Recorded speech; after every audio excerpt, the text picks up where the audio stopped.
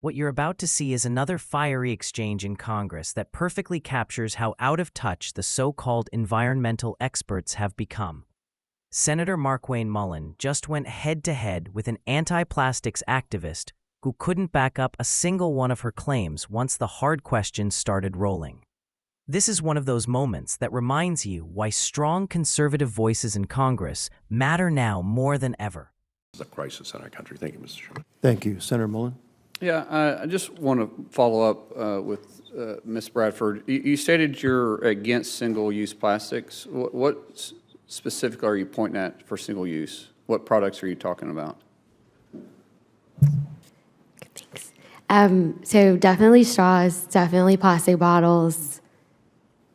I won't say anything else because I can't think of anything else right now. So are you for recycling and advanced recycling? No, because it doesn't work and it doesn't happen. Well, then in your case and everything's single use at that point. If you're not for recycling, then you can't say you're against single use and you're okay with everything else. Because if you're against I'm for facts, and I think only 9% worldwide are actually recycled.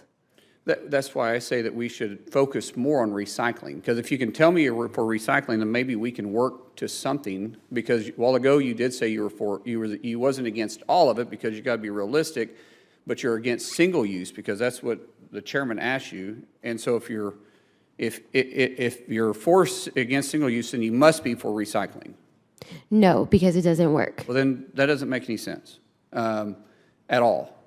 Okay. Because you can't exist without plastic today. We've already pointed that out. And so I don't know what the alternative is. And we talk about this all the time. It's like Ms. Levin mentioned that glass is an alternative. But if you remember, sir, at our last hearing we had on plastic, for the record, I submitted the McKinsey and Company study that showed that actually plastic has a less carbon footprint than glass. So where are we moving towards? What is it that we want to look to? If we're still for the middle class, and we got to have manufacturing. We pointed that out, that we can't do without it.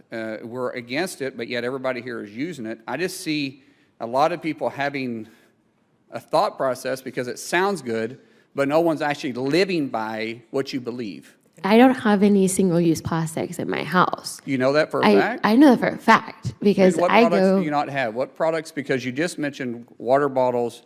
I don't have water bottles like that in my house. But most of these water bottles are actually recycled, including the one that I'm having. So I am a masochist, and I do participate in recycling. I just know that it doesn't work internationally. It's not adding up.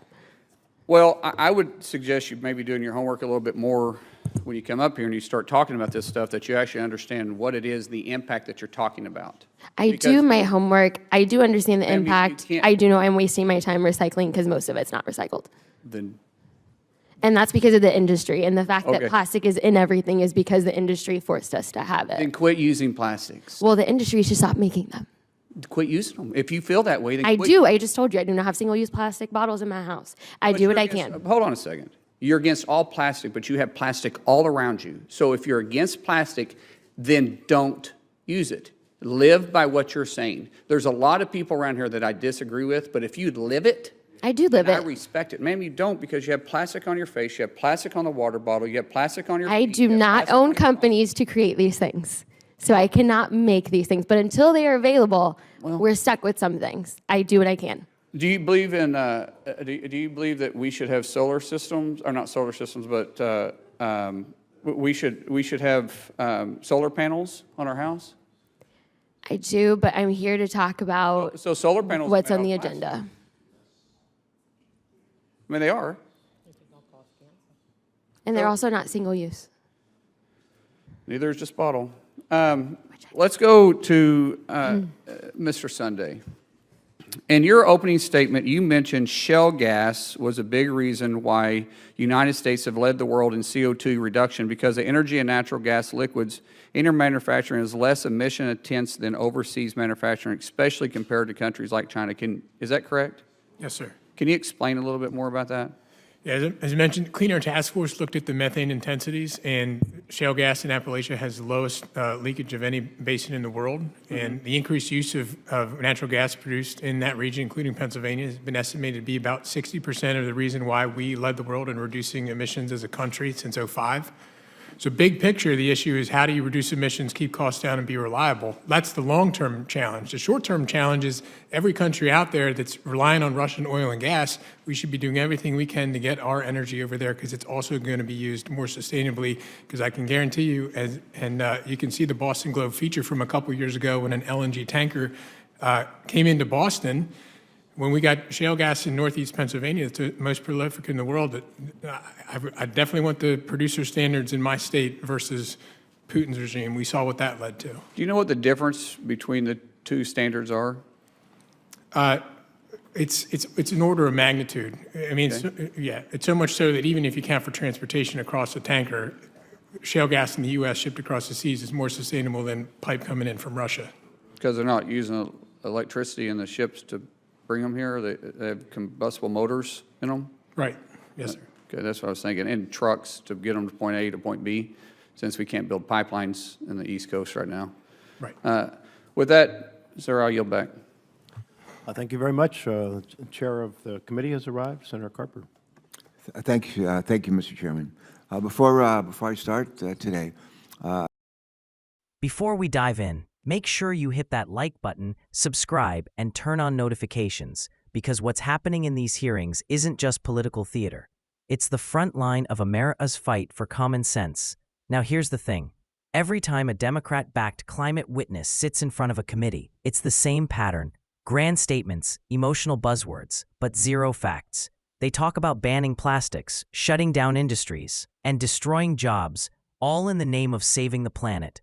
But when someone like Mullin steps in and demands data, accountability, and real-world logic, they fold. You can almost see it in their faces, the realization that they're arguing ideology, not evidence.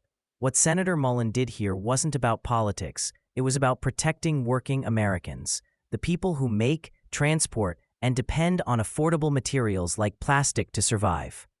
You eliminate plastics, and you don't just attack big corporations. You attack grocery workers, truck drivers, factory hands, nurses using sterile equipment, and parents trying to feed their kids on a budget. That's the truth they don't want you to hear. And this witness, like so many others before her, couldn't explain how her proposed bans would actually work. How would industries adapt?